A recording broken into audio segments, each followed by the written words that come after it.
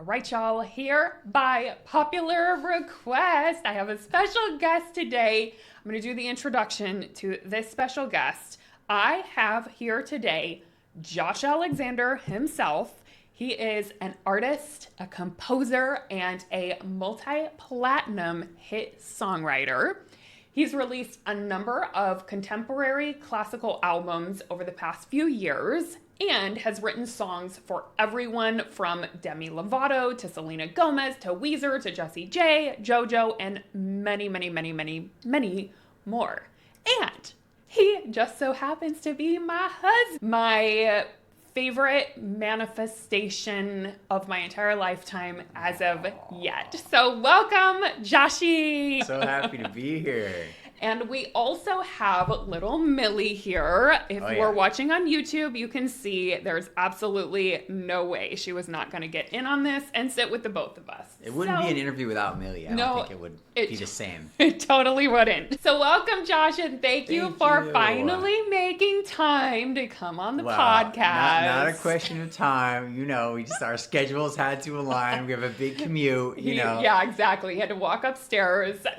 But he has been very busy creating and manifesting something absolutely amazing that we'll be talking about. So that's why it took a little bit of time to get him here, but now that he's here, it's going to be awesome. I cannot wait to ask all the questions. I know some of you even requested me asking him questions. Mm-hmm.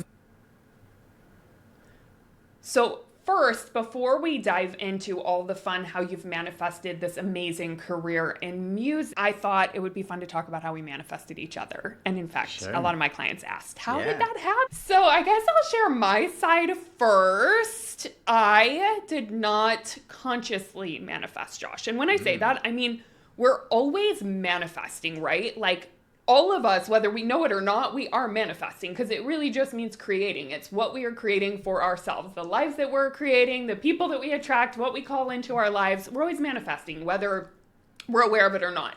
At the time, I was not consciously trying to manifest Josh. I was not trying to manifest a husband. I was just trying to have a good time. I had moved out to LA like 1 year prior, and I had broken up with my ex-boyfriend, and I was honestly just like, I want to have some fun. Like, all of my friends were getting on the dating apps. It was kind of a new thing at that time. And I was like, I'm just going to get out and meet some hot guys, and hopefully someone can teach me to surf. And I saw that Josh lived in Venice Beach, so I was like, maybe he knows how to surf. And yeah, we connected online. And the rest is kind of history because I wasn't consciously trying to manifest a husband, but Joshy surprised me. And even though I had always said my whole life, I don't really care to get married. I don't really need a husband. I don't really want kids. Well, when I met you, that just changed. So sweet. That's my story. That's a really interesting, I think part of all this where I feel like certainly in my life, I've had those instances where, as you said, you're not consciously trying to call something in, but on some level, your higher self, if you will, or you want to call it your soul, whatever word you want to use, is desiring this, right? And I kind of think it's really interesting when you think about all the things in one's life that maybe you weren't aware of at the surface level, but on a deeper level, you created. True. And I think it's so, for me, like some of the best things in life are those things that maybe you didn't even know you wanted. And they're like these amazing little surprises that end up being some of the best things in your entire life. True. So that's an amazing thing. So contrary to your sort of, position, I think that was also probably a function of, you were 24, you just came out, 100%, right? So totally. you weren't like, but I think for me, I was in a different place. I was around 28, almost 29, and I really wanted a deep relationship. I wanted something that I hadn't really had before. I had tastes of it, but like a holistic, really, fully integrated, loving relationship. And I kind of also wanted to, date around a little bit and have some fun too. But I met Jamie on my third date. Yeah. So we met. I think we both got on the apps, as they say these days. Yes. And I was on there for 3 weeks, and I met Jamie, which is just crazy. But I really was intentional. I remember talking to anyone that I was close with, saying, "Man, whatever I'm doing is not working. I really want to try something different. This was back when dating apps, there was a little bit of a stigma around it. They were a little creepy still. Like Right. it was back in the days where it's like, okay, text me. Like you would send all your friends that you're like going out or whatever. Like, you know what I mean? It was Right. it was pre-Tinder. I mean, we were on OkCupid. So yeah, it was like when it was starting to get popular, but it was still a little bit weird. Yeah. Yeah, and so I was even a little like, had some trepidations about, I don't know, but I was so motivated to find someone who I really felt like that soulfully connected to. And I remember like even talking to my mom and being like, God, like I just know she's out there, and I feel like I know what I want. And I could kind of feel it. It wasn't like I saw an image or anything, but like I could feel the energy. And when I met you, it was like, oh my God, like you embodied that like to a T, and even better, because you can never really imagine all the complexities and the depth and the idiosyncrasies that a real person is. You just have this idea, but you definitely were like, oh, that's what I was looking for. Yeah. So that was interesting, where like you weren't consciously, trying to create it, but for me, I very much was. But you were beyond what I imagined. And it's weird. I mean, I remember like the moment I decided like I really want a different kind of relationship, and I was working super hard in the world of music and songwriting, and I barely got out. I was in the studio night and day, and I just wasn't meeting people beyond my little sphere. And so when I really made the conscious decision to like I want that, like it was crazy how fast that happened, and I met you on my third day. So I mean it's powerful. Yeah. I feel like that's what happens for you. Like when you energetically get on board with something, sometimes it takes you a while, but when you like do, it happens really fast. Yeah. I feel like that is my experience. Like once I'm really, like you said, once I'm really there, things kind of move. And so that was amazing. That was like Maui last year. Like I had been calling that in for so long, which it's amazing because I manifested him even wanting to move there. He never wanted to move there, and I manifested it. You can manifest like that. Okay, anyways. But let's make a subtle distinction there. You can't, I don't believe you can create anything that someone else on some level doesn't also want. No, that's true. So you couldn't make someone, do something they don't want to do. True. They have to be there, and they have to on some level want that too. Yeah. And I think, when you go into things like, if you have a friend or someone that's suffering or really struggling, they have to want to get better. That's true. But I think if you can, send them all the good things, I think on some level that really does help, because they also want it. Yeah. They want to, move out of whatever issue they're having. So anyway. Totally.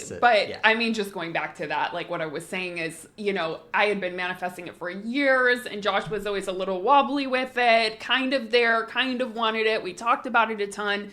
And I just remember after a couple years of us looking, and lots of things. We had almost put in other offers down, and lots happened with it. But I remember the moment you like energetically were like, I'm ready. Yeah. Like I could feel it from you. And literally it was a week later that we got our condo. Yeah, it was wild actually. Right? Like exactly what we were envisioning, like came on board. It all worked out. And I just remember being like, finally you got on board, and then it happens immediately. So anyways, that's kind of how some of it works for you.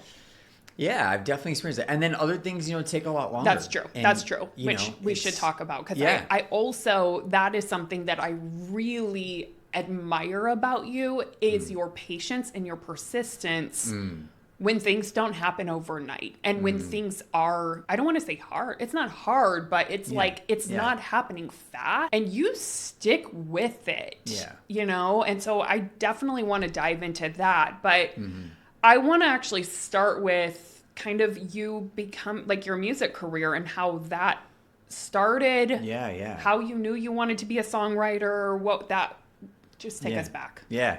Well, as far as I can remember, I've loved music. And starting when I was about 5 or 6, my parents had this little old upright with, it was a theater piano. It had cigarette burns on the keys, and that's what they could afford at the time. And I was pounding on that thing maybe from the time I was 4.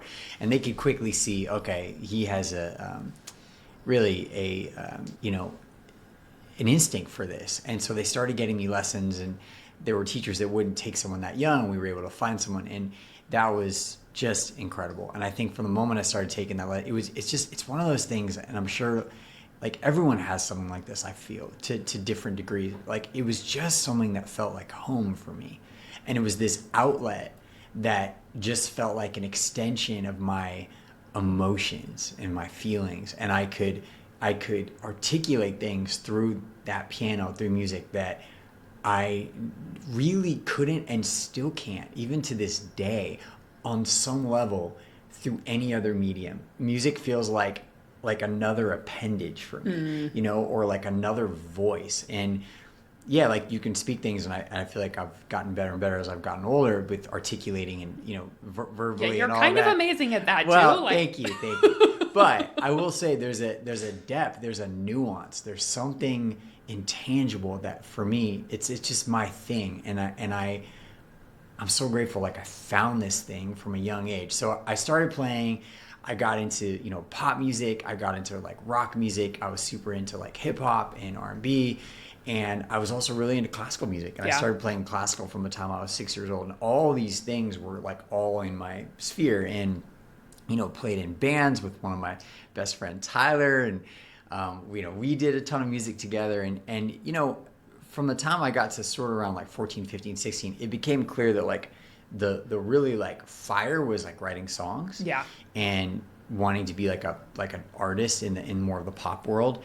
And so when it came time to graduate from high school, I was just like, I am going to LA, much to my parents' sort of nervousness. It wasn't even when it came time to graduate. Wasn't it like it was 2 years that. Before you graduated? You're like, I'm not going back to school. Yeah, I couldn't leave high school soon enough. I was done. I knew it. That's something about me. It's, I don't know where, you know, it's just in my DNA. Like when I know I feel something, I am like you said, I'm kind of like, that's it. We're doing it. Yeah. And I remember around junior year, I was done with high school. I still graduated, mind you. Let's not. You went to like a special school to graduate, right? Yeah, it was like a sort of like a home study school. You'd go once a week, and you know, there now looking back as an adult, there were pros and cons to that, but there was no turning me down from the way I felt at the time, and I was so passionate. And I think my parents could feel that. God bless them, because they saw that passion. You know, I was doing trips to LA. I was acting in various things. I was, you know, they could feel it and they could see what I was doing. So when it came time to finally do it, I was like, okay. Came down to LA, and I was just hell bent on making a career in pop music. And I thought I kind of wanted to be like an artist, like a pop artist. But ultimately what that really led to was being a pop songwriter. Mm-hmm. And, you know, I enrolled in USC because my parents wanted me to, and I didn't really want to do it. And they wanted me to have some place to go. Yeah. So I wasn't just alone in my apartment at 18 writing songs by myself, not knowing anybody. And because that is so Josh. You would totally do that too. Like you would. So they were smart. They encouraged me to do it. I did not want to do it, but I applied to USC. I ended up getting into USC, and within like 2 weeks, I had made a connection through my dad with Billy Steinberg, who's, you know, been my mentor really for 20 years and just a legendary songwriter. He's written some of the most iconic songs like A Virgin, True Colors, Eternal Flame, just incredible, really incredible music. We love Billy. We love Billy so much. He's been really just a gem to me and our whole family. And, you know, started writing with Billy pretty soon. Within 2 weeks of getting into USC, I quit USC. He went to college for 2 weeks. 2 weeks, yeah. I was like, this is why I'm here. I'm here to write songs. When you know, you know. Yeah. When you know, you know. And and I started writing with Billy pretty soon after that. And then, you know, within a couple years, we had our first cuts together with a band called the Veronicas on Warner Brothers. Yep. Great artists. And we just kind of took it from there, and we started writing more hits together and had some number ones all around the world. It's been an absolute blessing, and it's been incredible. And I think, you know, related to what you're talking about with, you know, how do you create conscious creation, right? And I think for me, I didn't know anything about manifestation. I didn't even know really what manifestation was when I was 20 years old. I don't even know if I had heard the word manifestation. Wow. What I had heard about was meditation. Okay. That's very close to manifestation. Yeah, right. I'd heard about meditation, and my mom had turned me onto a book from an amazing Tibetan Buddhist nun called Pema Chödrön, who I'm sure many of your audience knows. Yeah. And that blew my mind. That was like my first, the reason I bring that up is because that was like one of my first tastes of, if you want to call it spirituality or something beyond just the visible. Yeah. And I don't know how, like, to put into words, but there was something that, like, it lit a spark in me. Yeah. That was like, ooh, you know, and I started, like, I was barely meditating, but just reading that book. How old were you when you found I was probably that? 20. Oh, wow. And it was a book called When Things Fall Apart. Good book. And amazing book. Yeah. Highly recommend, right? Yeah. And I just remember reading that and being like, whoa. It was just like a glimpse of something more. Yeah. And I really didn't adopt a formal like meditation or any sort of like spiritual practice for another decade. Yeah. But it planted the seed. Yeah. And then I kind of forgot about it. And then I started on my career, and it would be 10 years really after I met you until I really started getting back into it. But the really interesting thing about that was, what did I do every day? I kept envisioning, just because it felt like the right thing to do, writing hit records, moving people. This was before you knew about manifestation or visualization 100%. or anything. So I didn't know anything about it. So what do you mean by you visualized? So I would talk about it every day. Yeah. You know, to anyone who would listen, and you know, certainly talk to my parents' ear off about it, talk to friends about it, just be like, God, man, I really feel like I can write a hit song. And then, of course, when I started working with Billy, it started to feel that much more real. And I had this incredible example of someone that had written such huge, you know, records, and it touched millions of people. And I started to feel like, God, you know, the melodies I'm writing, the chords I'm writing, like, these sound like what I'm hearing on the radio. This was before, of course, Spotify. Yeah. It's going to age me for a second. But and Apple and all that stuff. But I just was listening to everything. You know, I was just in it. I eat, breathe, and sleep. And I just kept feeling like, God, like what I'm writing sounds like what I'm hearing. Like, I feel like I'm writing at the level of things that I'm hearing. Like, on my best day, I felt like I could compete with the top people. And I just kept feeling that. And I kept believing that. And I kept talking to people about it. I'm like, I feel like I could do this. Like, I feel like I could see my song. And I kept saying, I remember this was like, I just want to be a part of this industry. I just want to be a part of this industry. I would say that, you know, and I kept kind of like speaking it into existence. Yeah. And I would even like, you know, imagine it. I mean, you could call it daydream. I think that's what maybe it starts with a lot of people. I just would like kind of zone out and picture what it would be like to hear my song on the radio. Yeah. You know, there was like a countdown here in LA on Kiss FM, and it was like this, I think it was called 9 at 9. Okay. And I would listen to that every day, and I would listen to the top 9 songs. And I would see, God, man, I could hear one of my songs on this top 9 at 9. I would see it. And fast forward about 4 years, I got my first song on that Kiss FM 9 at 9. And it was like, it was a surreal experience, because I'd been seeing that so long in my head, not knowing what I was doing. Yeah. But it just felt right. It felt like what I should be doing. Yeah. What was that experience like the first time you heard your song on the radio? I started screaming in my house. I had a little boombox, and I put it on, and our song, it was actually a song Billy and I had written with a songwriter named Ruth Ann Cunningham, and we had written it for an amazing artist called JoJo, and the song was called Too Little Too Late. Which many of you probably know. We had a big hit with a group called Tattoo a couple years before, written with the Veronicas, Billy and I. But that was internationally. So this was the first time I actually got to hear my song coming out in America. Wow. And it had just come out, and we heard that Kiss FM, you know, one of the biggest radio stations in LA, which is where I was living, was starting to play it. So I was like, man, I better tune into this top 9 at 9. I was still listening to it, you know, but maybe not every night at that point. So I turned it in, and the song had just come out. And I remember there was like it was something like number 6 or number 7. We have the new song from JoJo, Too Little Too Late. And I literally, it was like this surge of like electricity went through my body. And I can picture this. I just started like yelling. I was like, woo! Yeah. Woo! I wish I was there. We would have been screaming together, because that's what we do when we celebrate. It was like, it was such so amazing. Yeah, it was so fun. Yeah. You know, it was just such a joyful, you know how hard, and it's hard. Yeah. You know, like anything. Like, that's what I think we should talk about too, because it sounds like, oh I just like, didn't go to USC and got signed with Billy, and then 4 years later had a song. But like 4 years Oh, yeah. you think about it, 4 years is a long time to be writing songs, grinding, writing songs, and not literally making a dime for 4 years. Yeah.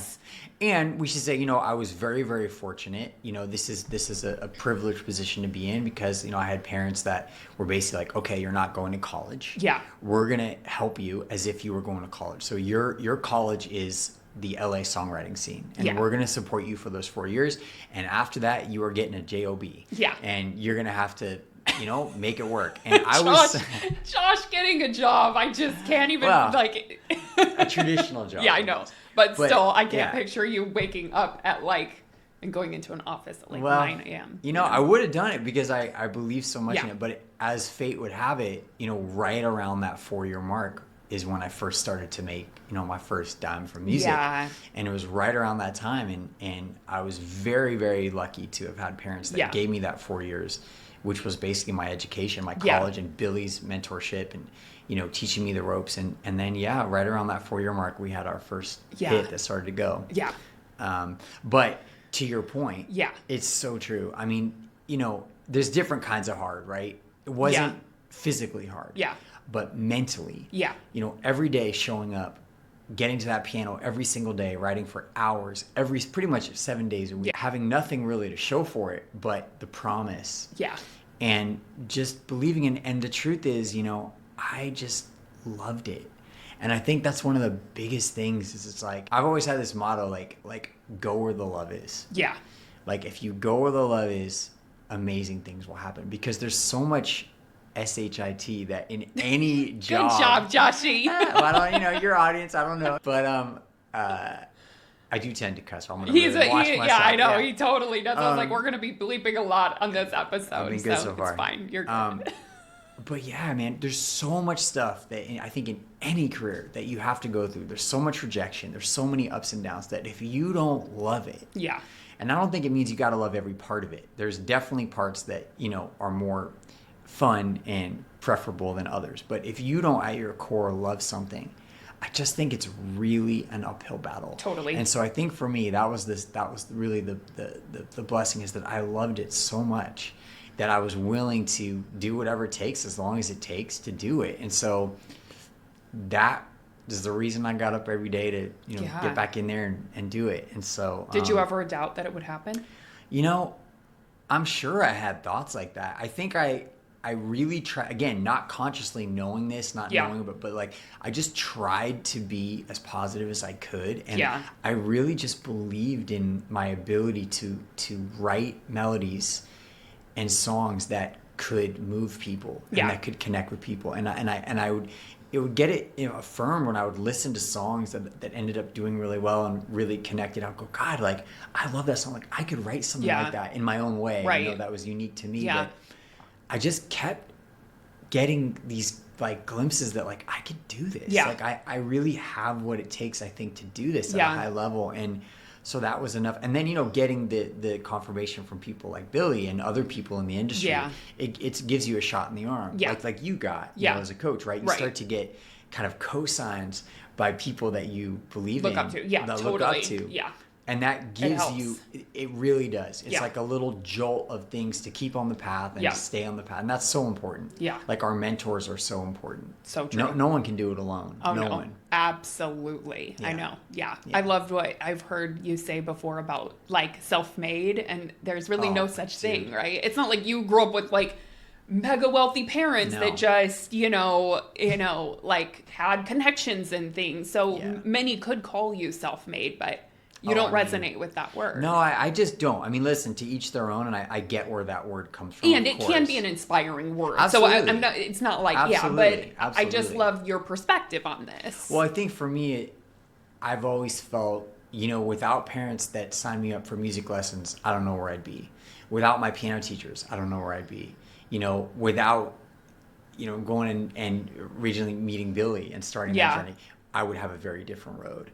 Without meeting you, I'd have a very different road. Without all the things, all the little dots. And it's, you could there's a great movie about that called Sliding Doors with Gwyneth Paltrow a number of years ago. And it's like one thing that changes affects the entire trajectory of your life. Right. And you can get kind of like, it's kind of throws you for a loop if you, if you look totally. at that. Think about it too hard. Yeah. Yeah. But I would say that generally speaking, like, yeah, I think like we're all creating our reality, if you will. But I think it's so important for me to be really appreciative of all the people that helped you be there and for whom the journey would look quite different. And in a lot of cases, a lot more difficult. Yeah. If it wasn't for that. Yeah. It really is a co-creative process, 100%. right? Creation. It's never solo. Never. I don't think ever. it is. And it's like we all get to support each other. Like That's you right. got to support your piano teacher. Yeah. And also with Billy, you guys got to co-create with each other. And absolutely. me and you in our relationship, Yeah. we fuel each other in different ways and inspire each other in different ways. my So God. yeah, it's a special thing, I think. Absolutely. Yeah, totally. What's that expression? No man is an island. Okay, so I definitely want to talk about how you got to where you are now as an artist, but one of the things that I noticed, many of the years through which we were married, I mean, we met when I was 24, you were 28, so for many years, you were a songwriter, and you were actively, like, really in it, songwriting. In fact, we were together when you had your first #1 hit with Demi Lovato. Give Your Heart a Break. Yes. And one of the things that I really saw was how freaking, and you're still really good at this, how freaking good you are at, like, something not going as expected or as you hoped. And you just, I'm not saying you don't get disappointed, but you do not let it, like, bring you down. Yeah. In the way that I sometimes do. Wow. I mean, you bounce back so quickly, and this will be something that you put your heart and soul and time and energy and hours and money and so much into. And I've seen so many times where things kind of fall apart, or for instance, you had written all these amazing songs. It was after Too Little Too Late, or no, sorry, it was after Give Your Heart a Break. And there were all these promises. I mean, there was a song that was going to go to a huge pop artist, and the label was going around playing that song for all other songwriters in LA. They were telling us, like, yeah, this is going to be the first single. This is the feel and the song of the entire album. We want to play this for everyone and tell them this is kind of what we want the album to be. So it was so promising. We were so excited. And then, like, weeks later, they call you up and say, and I remember because I hear you on this call, and they're like, she decided she doesn't want to do it anymore. She just decided, right? And we were like, what? Like, wait a minute, what? From, like, one extreme to the other. How do you do that? Well, look, I would first say just by, like, my genetic disposition, I tend to be an optimist by nature. And I think that's sort of just hardwired into me for whatever reason. Hashtag jolliest man alive. Listen, I have my moments, believe me. But I think generally speaking, I tend to be an optimistic person. And I try to look at things from glass half full. And I think that, I don't know. It's just, I had parents that were like that. I mean, I think there's something in me, I guess, that I just kind of feel like, what's your choice? It happened. It wasn't what you wanted. But certainly now, like, I'll say, how is this for me? Right. Like, everything is for you. And I think for me, I'm like, it's for you if you think it's for you. If you think everything is against you, you're going to see a lot of evidence how everything is against you. But if you generally have the mentality of everything is for me, what's here? What's here? How can I learn from this? Where's the growing edge here? Where can I evolve from this thing? Even if it's to teach you, like, more patience, or it's to teach you how to be positive within a seeming negative situation. I think my big thing is, like, if everything is for me, what's the takeaway here? And it's hard to do. And the one you're referring to with that story was really hard, because I think we believed in it so much, and it was such I think a beautiful record. And but I think, you also got to grieve it. You don't want to, like, spiritually bypass it or repress it. I think you got to, like, process it. But I think for me, for whatever reason, I do have a fairly quick ability to move on. And I think, again, man, it just comes back to, I love this stuff so damn Yeah, much. So whether it's for me now as an artist, as a contemporary classical artist, or, you know, previously writing songs, I love it so much. And I think I believe in my core ability to create music that's going to touch people and move people. I feel like it's one of the reasons like I'm here on this planet. So I'm like, why would I let myself be beaten down and discouraged by one thing? There's so many. It's like, why would I focus on one that didn't go? Like I'm moving on. I'm ready for the next. Let's bring it. Let's do it. Right. And so I just feel like there's not enough time in a life to dwell too much on those things. Yeah. Because when I do that, I just feel like crap the next day, and then that leads to the next day. Right. So I don't know. I think everyone's different, and I think everyone has to sort of process those disappointments. And I certainly don't think you should just be like, put on a happy face. Like I would never advocate that. But I think I try to relatively quickly like see how it's for me, realize that like it's a new day.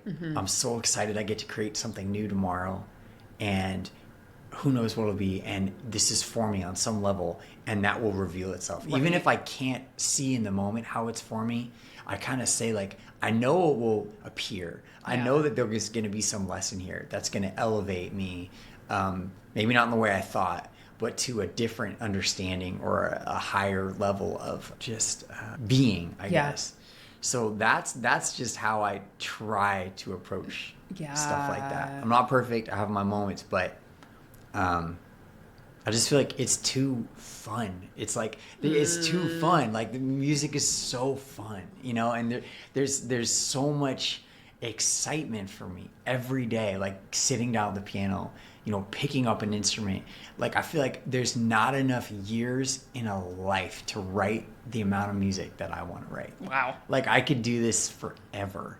And so I think, again, like when it was songwriting, and now I've really stepped into being an artist and, you know, making contemporary classical music, and I feel like I'm 20 again. Yeah. Like there's so much like excitement around it, and I just can't wait to continue expressing this stuff and connecting with people. And like it really is, it's a form of connection for me. It's like I'm making this music so that it will connect with other people, so that it can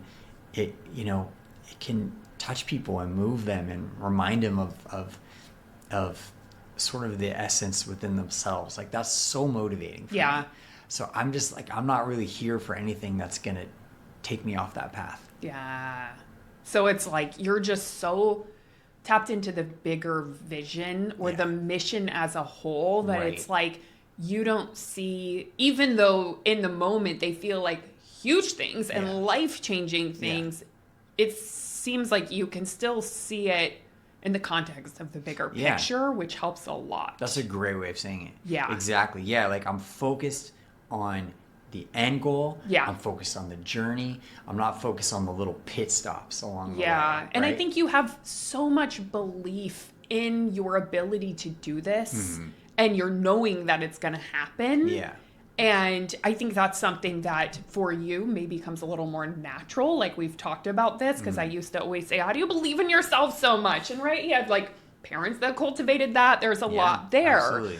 But I've learned from you a lot around that because it's also a choice. It's something that we can also nurture that belief. And I think nurture that vision, nurture the mission. And when I say nurture, I mean really like focus in on it and think about that often, so that whether it's a song that gets pulled that was supposed to be a #1 song or a launch that flops if you're in a business like mine or whatever else, even like a tough year, right? That you can get through it because you're focused on your why and your mission and that bigger vision. Yeah. So I love that so much. And exactly.